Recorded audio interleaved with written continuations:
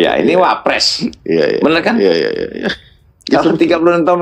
Dan saya lihat yang bersangkutan sekolahnya di Singapura, S1-nya. Udah mateng lah gitu ya. S2-nya di Australia. Iya. Bener kan? Iya, benar.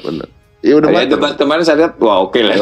Oke. Mewakili anak-anak muda. Anak muda. Ya, Cuman kan yang disikat sama yang di atas itu kan ordal gitu kan Pak. Ya, karena calonnya yang lain tua-tua semua. Iya sih. Ya menurut saya Tapi gitu. kalau saya ngelihatnya nggak gitu Pak. Kalau saya ngelihatnya begini. Kalau tidak ada ordal Pak, ya tidak akan pernah anak muda itu maju. Ya. Ini justru untuk ngebuka jalan. Betul. Kalau saya ya ngelihatnya begitu. Benar. Kalau enggak Pak, nggak akan pernah maju anak Nggak muda pernah kalau nggak ada yang bukain Benar. jalan.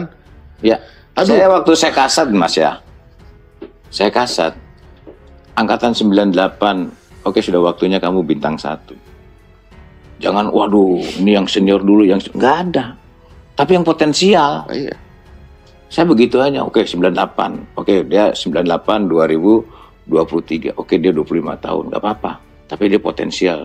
Yang jago-jago kita dulukan dia bintang 1. Oh, iya. Ini organisasi ini harus diawali sama orang-orang yang memang punya kapasitas yang luar biasa.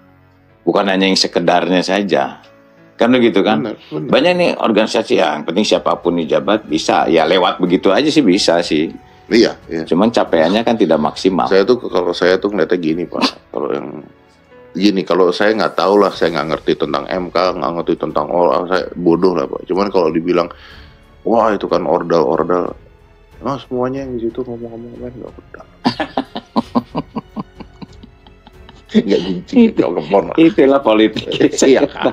Yang duduk di situ juga bapaknya siapa? Dari mana?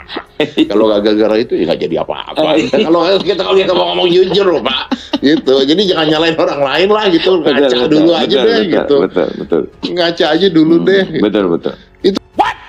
Indonesia tanah air beta, pusaka abadi nan jaya. Udah nonton belum podcast Deddy Corbuzier dengan Pak Dudung, mantan Kasat, yang sangat kita banggakan. Saya sangat hormat sekali kepada beliau. Menarik sekali. Di sana membincangkan banyak hal, termasuk isu TNI, kemudian urusan ordal. Yang kita tahu sama-sama beberapa hari yang lalu, urusan penilaian juga dibahas. Anies memberikan nilai 11, Ganjar memberikan nilai 5 ke Menhan ya.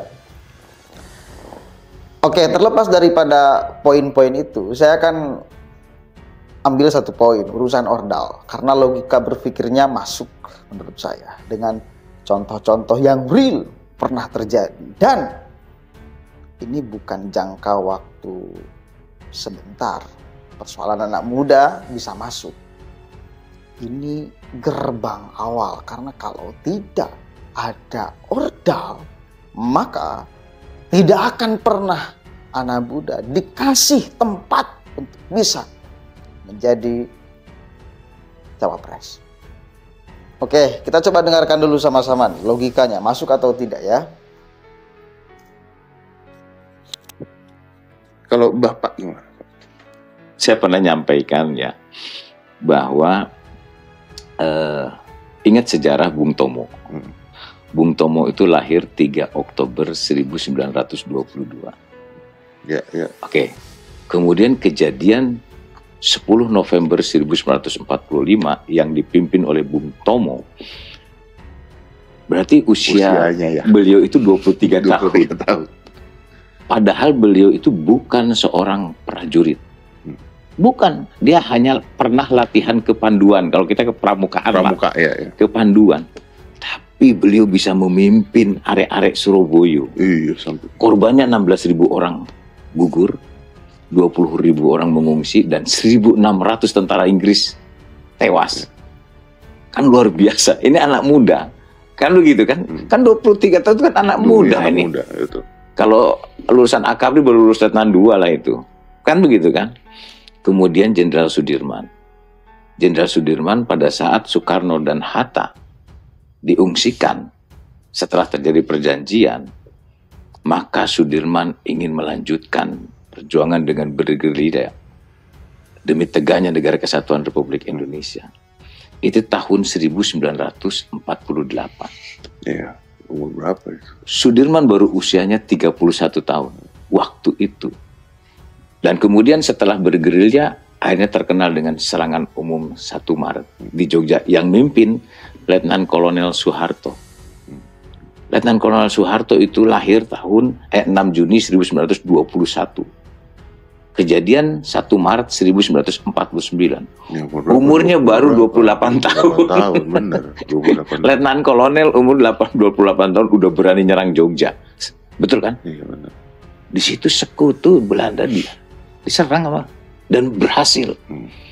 Kalau menurut terus kemudian Budi Utomo didirikan tahun 1908. Rata-rata umur 18 sampai 20 tahun. Betul. Walaupun dipimpin oleh Dr. Wahidin Sudirohusodo. Tapi anak-anak muda yang akhirnya mengakhirkan Yong Zappa, Yong Selebus, Yong Ambon dan segala macam. Ingat Mas Dedi, 350 tahun kita dijajah oleh Belanda. Begitu lamanya kita dijajah. Tetapi dengan adanya kelompok-kelompok pemuda tahun 1908 sampai kepada 1945. Betul kan? Hanya 37 tahun kita memerlukan negara ini merdeka oleh pemuda. Oleh pemuda. Benar kan? Saya setuju dengan itu. Kalau Gibran sekarang berapa sih? 36 tahun. Tua kalau menurut saya. Betul kan? Pak Karno, Soekarno itu jadi presiden umur 44 tahun. Benar kan? Presiden. Kalau menurut saya, mohon maaf ya, ini wapres. Benar kan? Iya. Itu 36 tahun. Dan saya lihat yang bersangkutan sekolahnya di Singapura, S1-nya. Udah mateng lah gitu ya. S2-nya di Australia. Iya. Benar kan? Iya, benar. Iya udah mateng. Debat kemarin saya lihat, wah oke lah. Oke. Mewakili anak-anak muda. Anak muda. Ya, cuman kan yang disikat sama yang di atas itu kan ordal gitu kan Pak. Ya, karena calonnya yang lain tua-tua semua. Iya sih. Ya menurut saya gitu. Tapi kalau saya ngelihatnya nggak gitu Pak. Kalau saya ngelihatnya begini. Kalau tidak ada ordal Pak, ya tidak akan pernah anak muda itu maju. Ya. Ini justru untuk ngebuka jalan. Betul. Kalau saya ya ngelihatnya begitu. Benar. Kalau enggak Pak, nggak akan pernah maju anak muda kalau nggak ada yang bukain jalan. Ya. Saya waktu saya kasat Mas ya. Saya kasat. Angkatan 98. Oke, sudah waktunya kamu bintang 1. Jangan waduh, ini yang senior dulu nggak ada. Tapi yang potensial. Iya. Saya begitu aja. Oke, 98. Oke, dia 98 2023. Oke, dia 25 tahun, nggak apa-apa. Tapi dia potensial. Yang jago-jago kita dulukan dia bintang 1. Iya. Ini organisasi ini harus diawali sama orang-orang yang memang punya kapasitas yang luar biasa. Bukan hanya yang sekedarnya saja. Kan begitu kan? Benar. Banyak nih organisasi yang penting siapapun nih jabat bisa. Ya lewat begitu aja sih bisa sih. Iya. Cuman capaiannya kan tidak maksimal. Kalau saya tuh ngeliatnya gini Pak. Kalau saya nggak tahu lah, saya nggak ngerti tentang MK, nggak ngerti tentang saya bodoh lah Pak. Cuman kalau dibilang, wah. Menarik sekali. Di sana membincangkan banyak hal, termasuk isu TNI, kemudian urusan ordal. Yang kita tahu sama-sama beberapa hari yang lalu, urusan penilaian juga dibahas. Anies memberikan nilai 11, Ganjar memberikan nilai 5 ke Menhan. Ya oke, terlepas daripada poin-poin itu, saya akan ambil 1 poin, urusan ordal. Karena logika berpikirnya masuk menurut saya, dengan contoh-contoh yang real, pernah terjadi. Dan ini bukan jangka waktu sebentar. Persoalan anak muda bisa masuk, ini gerbang awal karena kalau tidak ada ordal, mana mungkin, maka tidak akan pernah ada anak muda dikasih kesempatan, tempat untuk bisa menjadi cawapres. Itu kan ordal. Nah, semuanya yang di situ ngomong-ngomong nggak ordal. Nggak jinjing, nggak lepon. Itulah politik. Iya kan. Yang duduk di situ juga pokoknya siapa? Dari mana? Kalau nggak gara-gara itu ya nggak jadi apa-apa. Kalau kita mau ngomong jujur loh Pak, gitu. Jadi jangan nyalain orang lain lah gitu. Ngaca dulu aja deh gitu. Betul. Ngaca aja dulu deh. Gitu. Betul. Itu kan memang sistem kehidupan Pak gitu. Yeah. Kalau saya kenal dengan Pak Dudung baik, pasti saya akan lebih mudah minta tolong dengan Pak Dudung. Ya, udah betul. begitu. Tapi untuk kenal Pak Dudung, saya harus menjadi sesuatu dulu. Ya, Harus ada perjalanan dulu, Ya. harus ada perjuangan dulu. ya. Jadi sebenarnya yang dinilai kan itunya gitu. Kalau ngomong ordal ente yang ngomong juga ordal. Yang protes ya ordal. Kalau bukan itu bukan siapa-siapa Anda. Makanya ada Oke, menarik ya. Ada satu pemikiran yang bagi saya sangat rasional. Kalau tidak dibukakan pakai ordal, maka tidak akan pernah pemuda menempati posisi seperti sekarang. Di hari-hari ke depan, katakan gini loh, oh ini hanya untuk kepentingan keluarga Jokowi. Ya, untuk kepentingan keluarga Jokowi. Berapa orang sih keluarga Jokowi? Katakan Gibran sekarang. Apakah Kaisang bisa? Itu kan bakal pasti dicocokkan dengan realitas. Elektabilitas Kaisang bagus atau tidak? Kalau bagus, memungkinkan untuk orang kemudian memilihnya, ya dipilih juga. Tapi kalau ada orang lain di hari-hari ke depan, di pilpres-pilpres selanjutnya, maka boleh jadi membukakan jalan untuk pemuda-pemuda yang lain juga ikut masuk, ikut terlibat dalam kontestasi. Kalau tidak ada ordal, tidak akan pernah bisa. Itu logika yang sangat brilian menurut saya. Dan saya menerima logika itu. Ya. Saya pribadi menerima logika itu. Karena saya bagian daripada anak muda. Kan itu. Menarik. Kalau kemudian kita lihat kata Deddy Corbuzier, semuanya juga ordal. Emang ente bisa menempati posisi di sana karena siapa? Kan karena ordal. Itu. Kita tahulah kalau yang ngomong itu kan jelas Anies yang ngomong itu. Ayahnya siapa?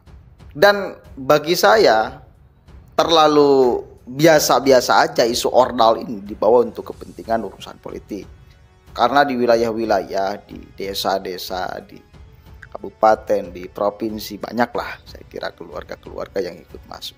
Sebenarnya gak jadi soal. Yang penting sesuai dengan kapasitas, sesuai dengan kemampuan. Ketika dia masuk tidak akan merusak tatanan, tidak akan merusak negara. Itu loh. Masuk untuk pengabdian, untuk kerja benar-benar berbakti kepada negara, ya gak jadi soal. Ordal juga gak jadi soal. Poinnya itu ya. Terlepas kemudian Pak Dudung mencontohkan bahwa dulu Indonesia merdeka juga akibat jasa para pemuda, itu bisa jadikan contoh sebagai bukti bahwa pemuda bisa memimpin dengan sukses gitu loh. Islah, saya masuk, pokoknya logika ini saya masuk banget. Indonesia sejak dulu kala tetap dipuja-puja